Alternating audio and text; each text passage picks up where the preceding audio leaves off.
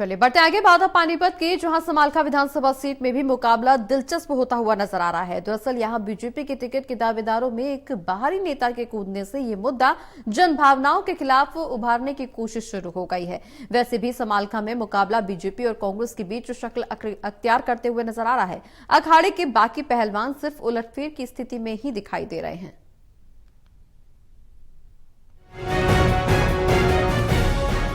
86 गांव और 2.25 लाख वोटर संख्या वाली पानीपत की समालखा विधानसभा सीट में भी घमासान की जमीन तैयार हो गई लगती है।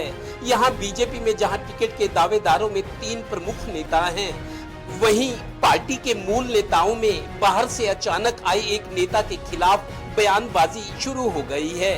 इसे 5 साल बनाम 2 महीने का मुद्दा बनाने की तैयारी है।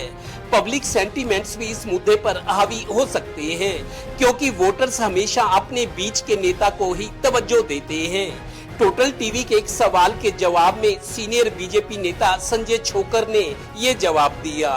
नहीं, देखिए, ये लोकतंत्र है, इसमें सबको अधिकार है चुनाव लड़ने का, चाहे वो यहाँ का लोकल हो, बाहर के भी लोग हैं, सब लोग आते हैं जिनको लगता है भाई जहाँ जुगाड़ करके कहीं भी चले जाओ।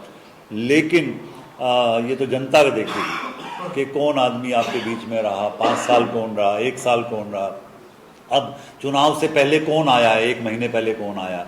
ऐसे भी लोग हैं जो 2009 में ये चुनाव लड़ के चले गए, आज तक नहीं आए। हमारे जो यहाँ से सिटिंग एमएलए है, आप उनकी हालत जग जाहिर है, सबको पता है क्या हालत है। अब वो आए हैं पिछले 7-8 महीने में, अब हल्के में आया है। पिछले 5 साल में मुझे लगता है 50 बार भी हल्के में नहीं रहे। गौरतलब है कि हाल ही में लोकसभा चुनाव में कांग्रेस को करनाल लोकसभा और गुरुग्राम लोकसभा में बाहरी उम्मीदवार लाने के कारण दोनों सीटें गंवानी पड़ी थी। वैसे संजय छोकर समालखा में बीजेपी के 500 करोड़ रुपए के विकास कार्यों में 40% काम पूरा होने का दावा कर यहां से बीजेपी के जीतने का दावा कर रहे हैं।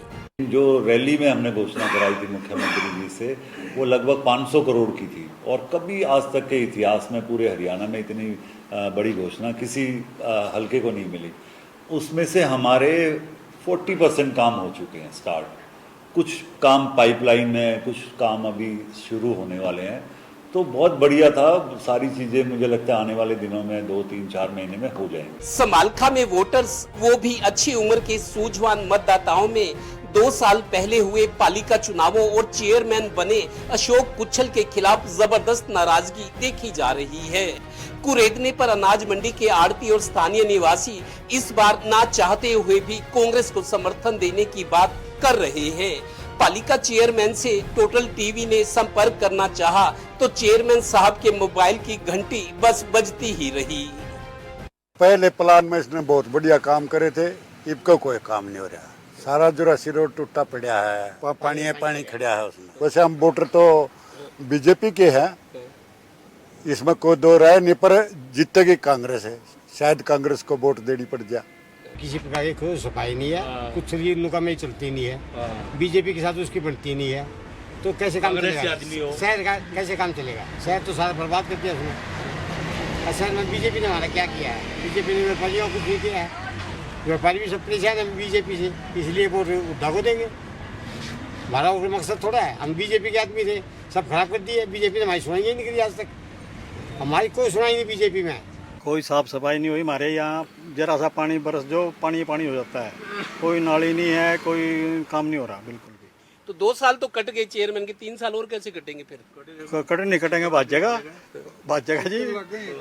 गौरतलब है कि समालखा पालिका क्षेत्र में काम न होने और चेयरमैन पार्षदों में आपसी टकराव के कारण हालात असामान्य बने हुए हैं, जिससे शहर के लोगों का गुस्सा बढ़ रहा है। एन विधानसभा चुनाव के वक्त समालखा में भी विधानसभा चुनाव की गर्मी बढ़ती हुई नजर आ रही है।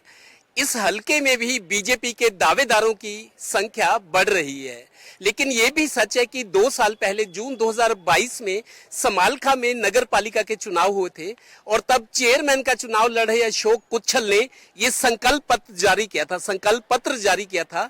इसमें 25 सूत्रीय 25 वायदे किए गए थे कि शहर के लिए क्या क्या किया जाएगा, लेकिन 2 साल बाद भी कोई काम ना होने से ये समालखा की अनाज मंडी है, जो समालखा हल्के का दिल कहा जा सकता है, जितने लोगों से हमने बात की, लोग नाराज हैं कि काम नहीं हुए और अब नगर पालिका के पार्षद ही चेयरमैन अशोक कुच्छल के खिलाफ अविश्वास प्रस्ताव लाने की तैयारी में है। तो ये नाराजगी विधानसभा चुनाव में इसकी हीट बीजेपी को महसूस हो सकती है। सहयोगी श्रीनिवास के साथ देवेंद्र कथोरिया, टोटल न्यूज, समालखा।